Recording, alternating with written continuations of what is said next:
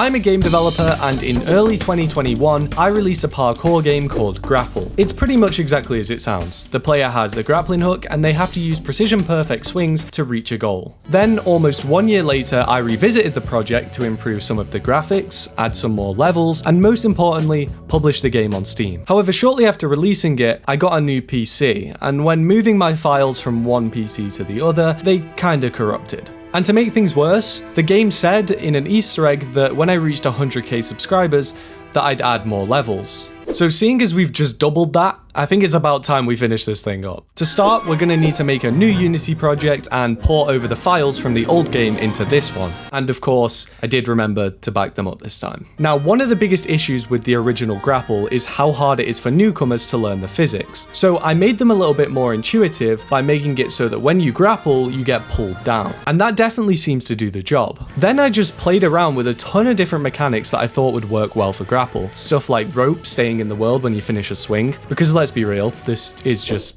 basically Spider-Man Simulator, as well as some more eccentric mechanics like planets with their own gravity inspired by Mario Galaxy, but these made the game very, very motion sick inducing. There's these moving objects that can pull you along, and some physical elements like doors and buttons. I even added these black holes that would work as portals. Wait, no! But when I put these all together and started playing with them, it started to feel like a puzzle game. And you see, when I first made this game, it was an homage to games that encourage speedrunning like Carlson and Cluster Truck, which was actually the first game I played, which inspired me enough to make games of my own. And I think it would just be disrespectful to the hundreds of thousands of you guys who've downloaded this game just to change the whole thing. So I went back to the drawing board and came up with a plan. Both versions of Grapple had 3 worlds with 3 levels. The first world was always quite linear with an obvious path and some shortcuts. World 2 is quite open and encourages long, risky flights through the air to find an optimal route. And World 3 is difficult and cramped, forcing the player to be precise in their actions. So we're going to follow that philosophy and innovate on what we've already got. Okay, World 1. I modeled an island and a rock in Blender, and with just these 2 objects we can make a functioning level. Okay, maybe not. So let's make a mushroom that we can use as a sort of trampoline to propel us through the level. This seems to work fine, so with the basics in place, I started concepting out our first level. Everything is kind of just floating and looks uninspired, so I made a large gem model as well as some terrain to act as a border and scattered these throughout the level. And to fix the floating issue, I just made this cloud shader and added some fog in the distance. As you can see, it's a pretty simple level, but it does do a good job at showing new players how to play the game. Level 2, on the other hand, is a whole different story. For this level, players will have to soar up into the air and wrap back around on themselves to reach the goal. Now, these levels are linear and don't really have many alternate routes, so by placing this mushroom here, it should prompt players to look behind them and see the goal. For level 3, I shake things up even more. I remember playing this level in Mario Galaxy 2 when I was a kid, where you have to scale up this giant tree as Yoshi, and I thought that that would make a really cool level for Grapple. So I started by modeling a giant tree in Blender with some holes cut into the side for players to pass through. I then textured this up in Engine and it looks pretty sick. I needed something to grapple onto around this tree, like branches with acorns for some reason. And now we can grapple onto the branches and start climbing the tree. Another feature I added to these levels was a wind tunnel, which propels you in a direction really fast. And I mean really fast. Then I went back and changed the clouds to be a nicer water shader, and with that, World 1 is basically complete. For World 2, I went with the desert theme, which I totally came up with myself. I mean, look at both of the previous games, they did this. You gonna call me a liar? For the first level, I want the players to have to navigate the inside of a pyramid, a concept which I'm reusing from my first iteration of Grapple. So to start, I modeled a pyramid with 2 openings and pulled this into the game. I then reused the terrain from the first world in this one and found this sand dune texture online. For the mushrooms in the desert world, I retextured them to be yellow instead of red, and finally added some accenting on the pyramid. Once again though, this world looks pretty bare bones, so I created some environment art like these blocks, which I scattered around the map, as well as some other bigger pyramids. And for the inside of the pyramid, I just created some walls and modeled a chain that the player can swing off. So now we can play this level.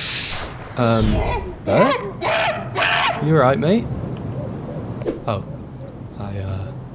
I see. Berg is right, this level is terrible graphics-wise.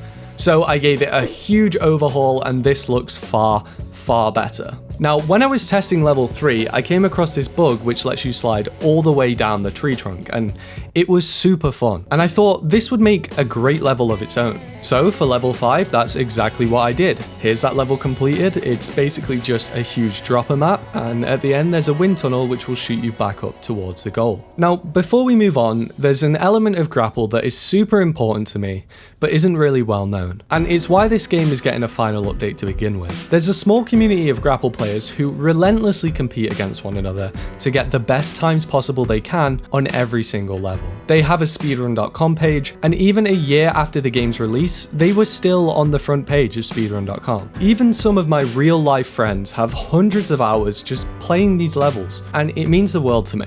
And it's those guys who comment, "Where's the new levels?" on every single video I have posted since that day. But these guys aren't paid. They don't have to do this. They genuinely just love the game. And so to you guys, thank you for waiting. Thank you for 200k, and I hope this makes up for the long wait. Anyway, I'll stop being soppy, on to level 6. So earlier on, I mentioned that the game can now support moving objects, and for the final desert level, I thought that that would be a cool mechanic. So I made this block with a chain hanging from it, which can move in any direction. And when you grapple it, it'll pull you along with it, allowing you to gain some serious speed. I then made a whole level out of these moving blocks, which has a ton of different routes and shortcuts. I think this one will be a speedrunning favorite. Alright, World 3. In the previous 2 games, this was ice. Now, as I mentioned earlier, we want this world to be really cramped and difficult. The thing with grapple is, once you've got the mechanics down, it really does just become about speedrunning. But these levels, these ones aren't easy. This is the laser world, 3 levels of absolute chaos and carnage. One of those friends I mentioned with hundreds of hours in the game took like 15 tries to beat this. Wow, it's a difficult one. There's spinning lasers, a laser floor, whatever the f this is. So yeah, that's grapple. I hope you... Berg? What is it, mate? Okay. You didn't seriously think all I'd do is add 9 levels, did you? How about infinity levels? That's right, Grapple now has a level editor. It works through the Steam Workshop, which means you can create and upload levels and challenge your friends or others to beat them. And I hope this makes up for the wait. You can download the game now on Steam. Oh, and if you're a game developer, we're hosting our own game dev version of Shark Tank called Wolf's Den. Basically, you just need to pitch us either a 90-second game idea, a prototype of your game, which is optional, or a game that you've already been working on as long as it fits the theme and uses the Unity Spatial SDK. Do this by April 3rd, and 8 of the best games will be selected to join the Den, where you'll have a chance to pitch to our wolves, consisting of me, Ice-T, Cliff Blazinski, and Wellen. We'll push the 4 best out of that 8 to go through, but don't worry if you don't make it, as you'll get a second shot to redeem yourself after. Those first 4 get a huge advantage though, including feedback from the wolves, and Spatial is offering $15,000 worth of prizes to be split between our finalists, so you're going to want to join this one. Go check out Wolf's Den and submit your game at the link in the description. Thank you to my amazing Patreons for helping me test this, and I'll see you in the next one.